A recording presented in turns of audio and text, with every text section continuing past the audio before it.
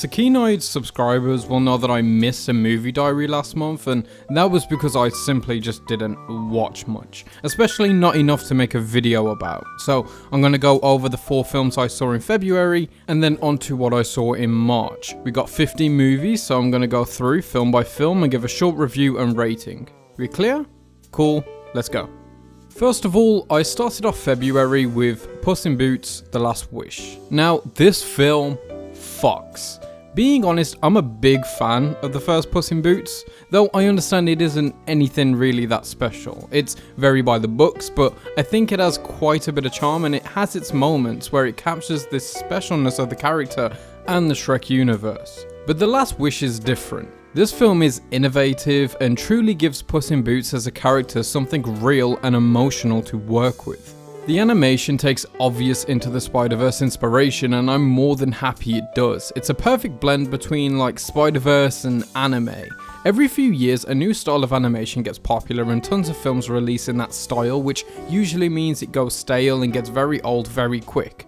But this animation style is so adaptable, unique and gorgeous that honestly the more of it the better.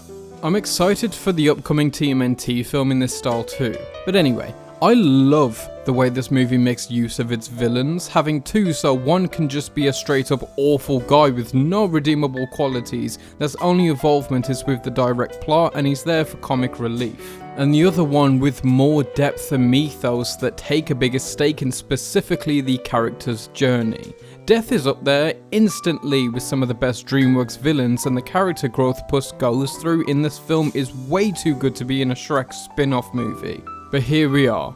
They bring back characters from the previous installment and have cameos of characters from the wider universe that aren't forced at all. They just feel natural and ingrained. This movie is so great and I cannot wait for Shrek 5.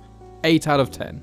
Next, I watched Old. This is such a fascinating film. I think it's equally awful and brilliant. It contains some of M. Night's most indelible directing choices for better and for worse. It's clear he made the exact movie he wanted to make, but whatever that movie is, it's divisive for a reason. I don't want to talk much on it because I cannot decide how I truly feel about it. It's just such a fucking insane movie. On one hand, it's utterly brilliant, and on the other, I think it's utter asshole juice. Shyamalan makes so many intentionally fucking strange choices in the editing and camera angles. The dialogue is unnatural, the acting is mostly awful, but I also wanted a lot more from it when it was done. I unironically enjoyed it massively, and maybe that's because it's so insane and I love it when a movie just goes full tilt, but for now, I'm gonna give it a 5 out of 10. Then I saw Muriel's Wedding, an Australian film I got really familiar with when I was younger since my mum loved this film. There isn't much to say about it except that it's a film about people calling Toni Collette ugly for nearly 2 hours whilst they occasionally blast ABBA, but man, isn't it sweet. There's great lessons here about self-worth and the moral ambiguity when it comes to familial issues. It's a tragic but in the end hopeful story. So I'm going to give Muriel's Wedding a 7 out of 10. For our last film of February, it's going to be Unbreakable. Now unfortunately, I'm not going to go into this too deeply at all since I'm planning an M. Night Shyamalan ranking video eventually, but I will say this. Unbreakable is unequivocally the greatest Shyamalan film to date in my opinion. The ideologies of superhumans and their context in modern society, what gods are to men and the power of fiction. Bruce Willis gives possibly the best performance of his career here, and Sam Jackson embodies Mr. Glass in a way that we rarely see. It's so very obvious he adores playing this character and had a lot of fun doing so. So for now, I'm going to give Unbreakable a 9 out of 10, and we'll see how that reflects later on. Finally moving into March, I started the month with a rewatch of both Now You See Me and Now You See Me Too. I have such little to say about these films except they're incredibly fun, and the so-called magicians in this thing are quite obviously wizards. Like, it's real magic. There's no explanation for some of the shit that they show you. Both films are predictable and cheesy, but they're having so much fun and the cast have such great chemistry, they crafted one of the most rewatchable duologies in recent history. I hear they're doing a third, which I'm very excited for and will most likely be their opening night. Daniel Radcliffe coming in as the villain in the sequel was an ingenious move, and the way that he's just hamming it up is magnetic. He knows the movie he's in and he's given a performance that perfectly matches the ridiculousness. The biggest issue this series has is the sequel is not called Now You Don't, and it will never not make me disgusted. They're perfectly average but fun films. They'd get a 6 out of 10 and a 5 out of 10 respectively. The Northman was next, and as someone who isn't a huge fan of Robert Eggers, though I respect him massively, I was not ecstatic but still very interested in what he'd be giving us with a bigger budget. However, this film exceeded my expectations in almost every facet.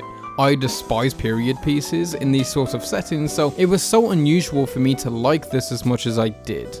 It's weirdly small scale whilst being very grandiose in its setting. Anya Taylor-Joy and Alexander Skarsgård give enchanting performances, but I'd have to give the most praise to Nicole Kidman and Ethan Hawke, who in their very little screen time leave an unwavering impression on you and leave you thinking about their scenes the most.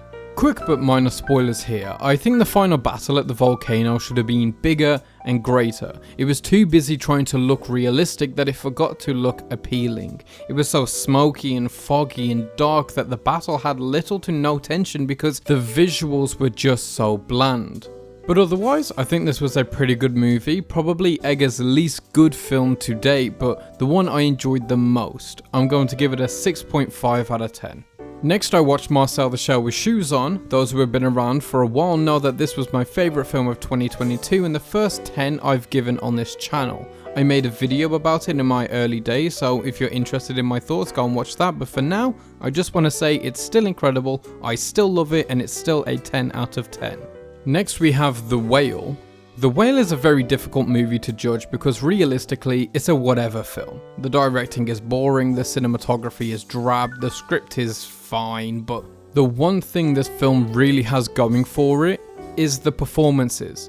Every single actor in this movie is giving the performance of their lifetime, and there isn't a single weak link in the chain. But obviously, Brendan Fraser is the one truly running this ship. His comeback performance truly is a spectacle, and he deserved every millimeter of that Oscar. I wish this film had a lot more to talk about and didn't occasionally treat Charlie like a fucking universal monster, else I'd be able to give it a higher score, but I'm gonna have to give this film a score entirely dependent on the cast, which is lucky for this film, as it lands itself an 8 out of 10. Moving on, we have Cocaine Bear. Now, I did a review of this on the Oscar Project, which I'm just going to read for you here since there's no point me writing a whole other review for it. When I heard of Ray Liotta's passing in May 2022, I was crushed. Liotta was an actor that brought unbelievable performances throughout a career that was littered with some bad decisions. He was always brilliant despite the mediocrity of a lot of the films he was brilliant in. A lot of actors are in great films, but few actors make films great. That's what Ray Liotta did consistently. So when I heard this legend of cinema had passed away and that his final acting credit would be in a film called Cocaine Bear, I was beyond enlivened. This film is more than a film. It's an experience, but not in the way classics like Jurassic Park are. It isn't painstakingly laboured over to craft some of the most impressive visual effects in history, and isn't the magnum opus of one of the greatest filmmakers of all time. It is, however, a film that is like no other. This movie is exactly what it says on the tin. It's 50% cocaine, 50% bear, and 100% insane. From the start, the film delivers high energy as it sets up the plot. The opening sequence is manic, loud, brutal, and most importantly, darkly humorous. This energy never lets up the entire runtime and confirms every suspicion you may have going into it. It's an incredibly self-aware product, and though director Elizabeth Banks doesn't have the most superlative directorial filmography, she proves herself more than capable of delivering an experience as a director just as fun and exciting as her own performances as an actress. However, the greatest strength of this film is also its greatest weakness. The characters are fodder, which is great since it's supposed to deliver absolute carnage and the most absurd fun attainable, but the film also tries to make us care for certain characters more than others. They have some unique personalities and ways of being, but they're not developed well enough to truly care whether they live or die. They seem written to live without consequence so as to be available to die if necessary for the plot. This is part of the fun since any character can go at any point and there isn't a single person who feels off limits. This is of course also a problem since an integral part of any survival film is wanting at least one of the characters to survive. If the film was portraying itself as a slaughterhouse and cared very little for the characters being pushed through it, all this would be forgiven, but because it tries to drive emotional attachment to certain storylines and characters, it hinders the film overall. Though the characters aren't always the best written, the acting is solid across the board. O'Shea Jackson Jr. is a standout who finds the tough balance between tough guy, straight man, and occasional comic relief. He services all archetypes whilst blending them into one synergized personality. Liotta brings depth to his character Sid, which isn't there in the script, but he creates a real menace that makes us actively root against him for both the bear and human perspective. There are some great comedic performances from people we expect, but Brooklyn Prince and Christian Convery both deliver great comedic roles despite being considerably younger than the rest of the cast. They never feel out of their depth when acting against veterans like Kerry Russell, which bodes well for their career.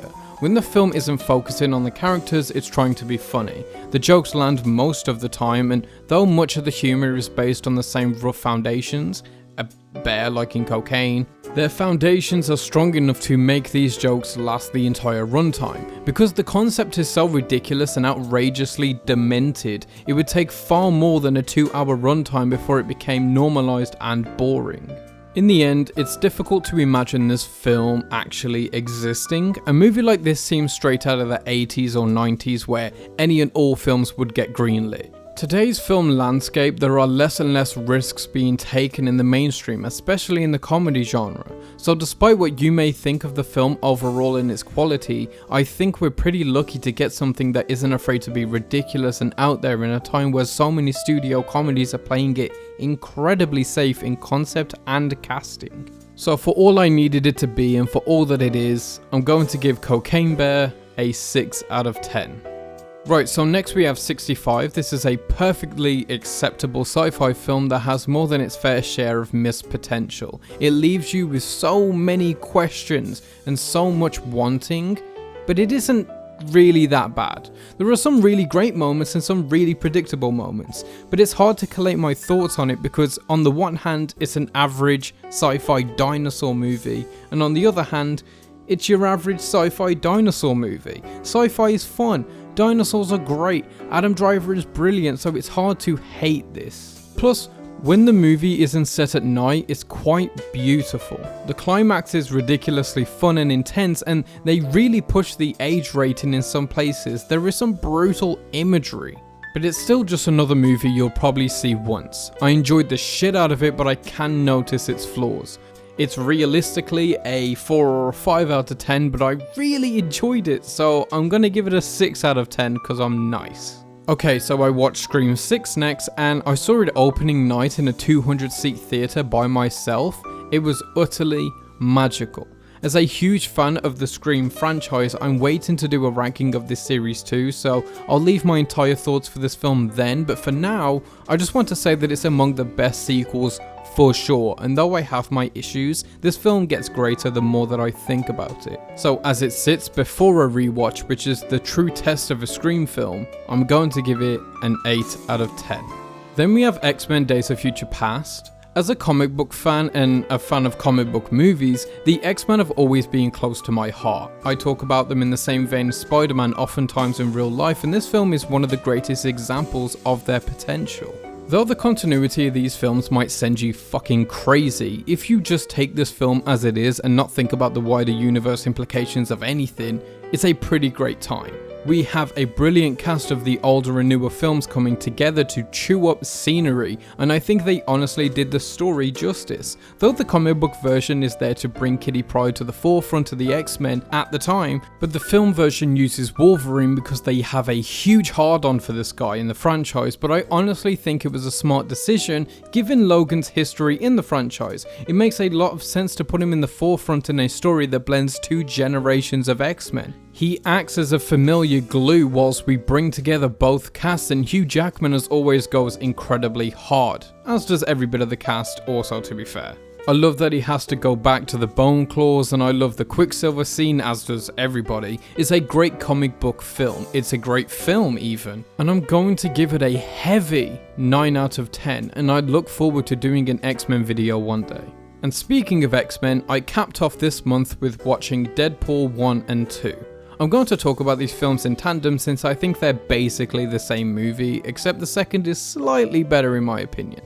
The humour is juvenile but often pretty funny. Every scene with TJ Miller is a pain to get through, but it's clear that Ryan Reynolds was born to play Deadpool. It's so intense that I hear his voice when reading Deadpool dialogue in comics. That has only happened with one other actor, which is J.K. Simmons as J. Jonah Jameson. The fourth wall breaks aren't as egregious as you would expect them to be. They're always pretty funny and not saturating the joke market. In the case of Josh Brolin playing Cable in the sequel, it's by far the best thing about it. And with the bigger budget, the action sequences are just far better, and honestly the action in these movies is severely underrated overall. Every sequence is choreographed well and brilliantly directed, and the editing choices are all just very different and dynamic. And these films make use of the lesser known X-Men, which of course is initially due to the budget restraints, but in the end it seems to have worked in their favour. It's open to a lot more jokes that aren't overused, and you get to display some underrated and different mutants, and it expands the world in a great way. Plus they're written very well and they're a pleasure every time they're on screen. I think these films suffer on rewatches, but not as much as I thought they did. So for now, I'm going to give Deadpool a 6 out of 10 and Deadpool 2 a 7 out of 10. Though I have mixed feelings on Deadpool 3, I'm going to go and see it for sure. And that's it. That's everything I watched this month, with the exception of Rye Lane, which I spoke about here, Creed 3, which I spoke about here, and Knock at the Cabin, which I spoke about here.